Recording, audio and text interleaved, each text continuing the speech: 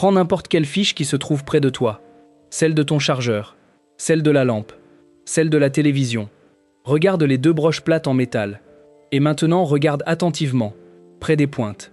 Il y a deux trous, petits, ronds, parfaitement identiques dans les deux broches. Tu les as vus toute ta vie, tu les as ignorés toute ta vie. Ce qui est fascinant, ce n'est pas qu'ils soient là, c'est que ce design n'a pas changé depuis plus de 110 ans.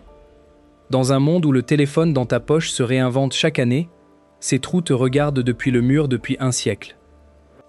À quoi servent-ils? La réponse que la plupart des gens donneraient. Ils ont quelque chose à voir avec l'électricité, ou ils économisent de la matière, ou ce sont simplement des marques de fabrication sans vraie fonction. Aucune de ces réponses n'est juste. Ces trous ont été créés pour s'insérer dans un mécanisme physique à l'intérieur de la prise, un système de verrouillage qui faisait clic quand tu branchais la fiche, comme une serrure.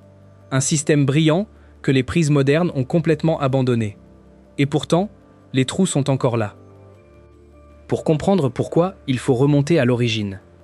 Aux premières années du XXe siècle, quand brancher quelque chose dans une prise était un processus qui pouvait très mal se terminer. Au début du XXe siècle, il n'y avait pas de prise dans les murs. Elle n'existait pas. Les maisons étaient câblées exclusivement pour l'éclairage. Si tu voulais utiliser un appareil électrique, un fer à repasser, un grille-pain, un ventilateur, tu devais dévisser l'ampoule du plafond et brancher le câble de ton appareil directement sur la douille. Sous tension. C'était inconfortable, c'était dangereux et c'était la seule option disponible.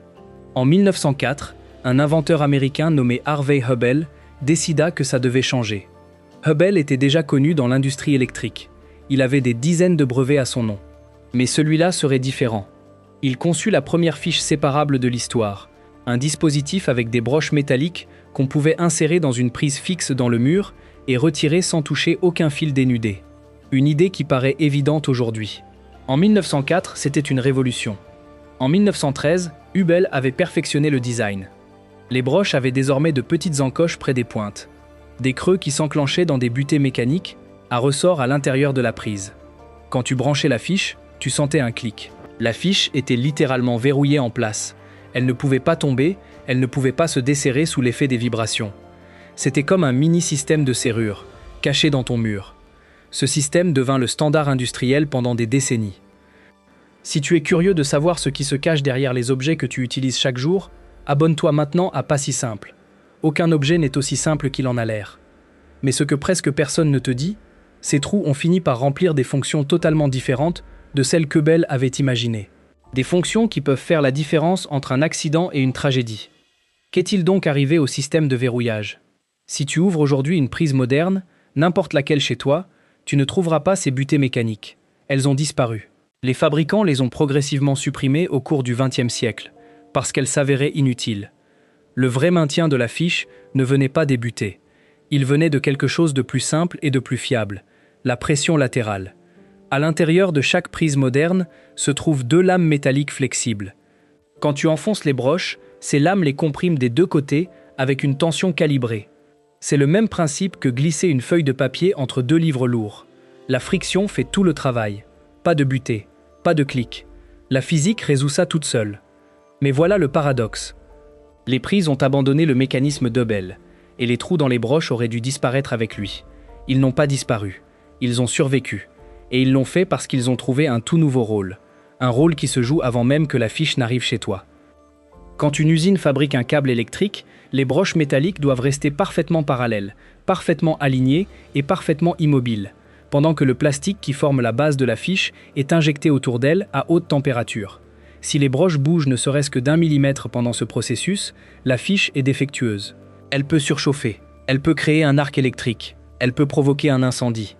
La solution est élégante.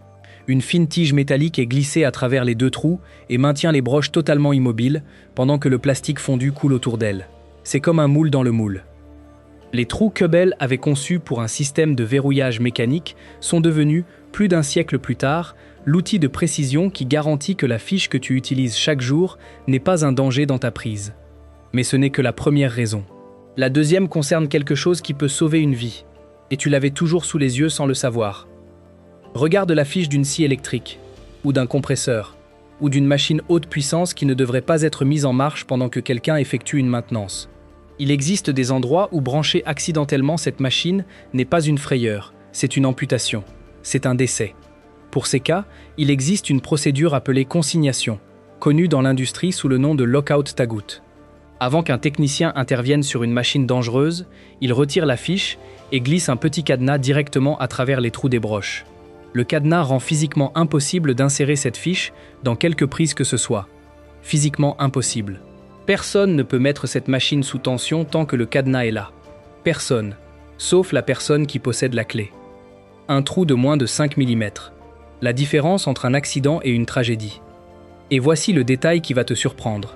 Ce système de sécurité fonctionne uniquement parce que l'Amérique du Nord a conservé le standard original d'Hubble.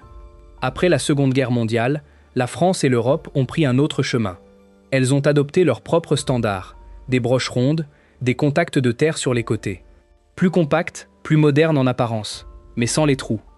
Et cet héritage américain, parfois perçu comme un retard technologique par rapport à l'Europe, emportait avec lui quelque chose que les prises françaises n'ont pas, la possibilité de bloquer physiquement une connexion dangereuse avec un cadenas.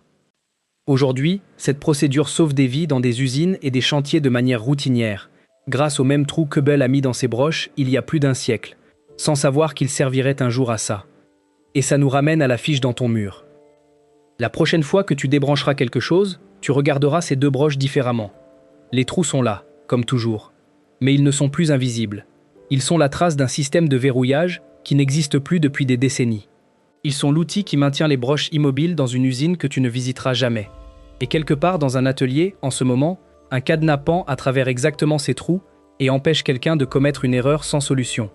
Tout ça, concentré dans 2 trous que tu n'avais jamais vraiment regardés. Les objets du quotidien ne sont presque jamais ce qu'ils semblent être. Ils ont des couches, ils ont une histoire, ils portent des décisions d'ingénierie prises par quelqu'un il y a 1 siècle et qui résolvent encore des problèmes aujourd'hui. Si cette vidéo t'a amené à voir quelque chose d'ordinaire d'une façon totalement nouvelle, il y en a beaucoup d'autres qui t'attendent. Abonne-toi à Pas si simple, la prochaine vidéo te surprendra tout autant.